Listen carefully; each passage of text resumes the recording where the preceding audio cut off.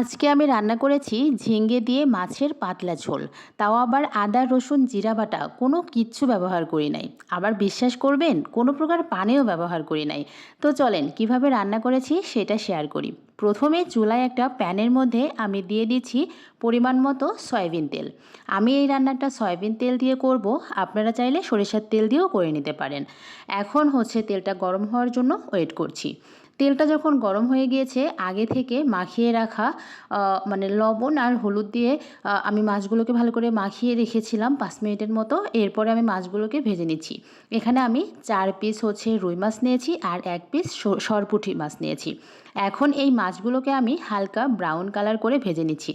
একদম কড়া করে ভাজলে কিন্তু তরকারিতে দিলে মাছের স্বাদটা নষ্ট হয়ে যায়। তাই আমি হালকা ব্রাউন কালার করে মাছগুলো উঠিয়ে নিচ্ছি। এখন ওই একই তেলের মধ্যে একটু জিরা ফোড়ন দিয়ে দিচ্ছি। এই ঝিঙ্গের তরকারিতে জিরা ফোড়নটা কিন্তু অনেক ভালো লাগে।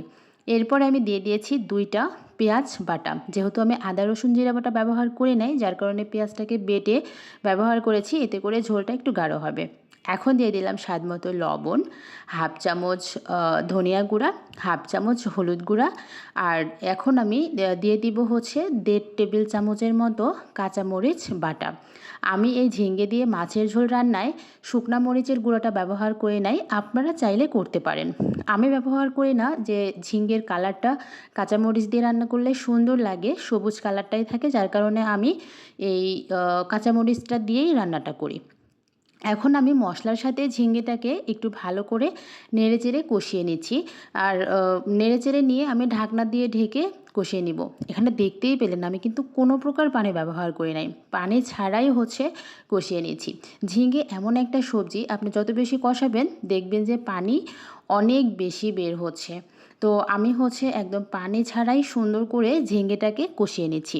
যখন দেখেছি যে ঝিঙ্গে 80 থেকে 90% কুক হয়ে গিয়েছে, এই মুহূর্তে আমি দিয়ে দিচ্ছি এই যে ভেজে যে রাখলাম মাছগুলো, সেই মাছ দেওয়ার পরে কিন্তু বেশিক্ষণ আমি রান্না করব না, মানে 4 থেকে 5 মিনিটের মতো রান্না করে নিব। মাছগুলো দিয়ে একটু নেড়ে চেড়ে নিয়ে আমি ঢাকনা দিয়ে ঢেকে 4 থেকে 5 মিনিট রান্না করে নিব। খুবই সিম্পল একটা রান্না, আর বাঙালির কিন্তু এরকম রান্না সবাই কম বেশি পছন্দ করে। খুবই সহজেই রান্না হয়ে যায়, ঝটপট রান্না। তো এখন হচ্ছে ঢাকনা দিয়ে 4-5 মিনিট আমি রান্না করে নিয়েছি। তো এখানে দেখতেই পাচ্ছেন কালারটা কত সুন্দর হয়েছে। আর লাস্টে হচ্ছে অল্প একটু মানে হাফ চামচের মতো জিরা গুঁড়ো দিয়ে দিয়েছি। জিরা গুঁড়ো দিয়ে আমি হচ্ছে তরকারিটা চুলা থেকে নামিয়ে নিব।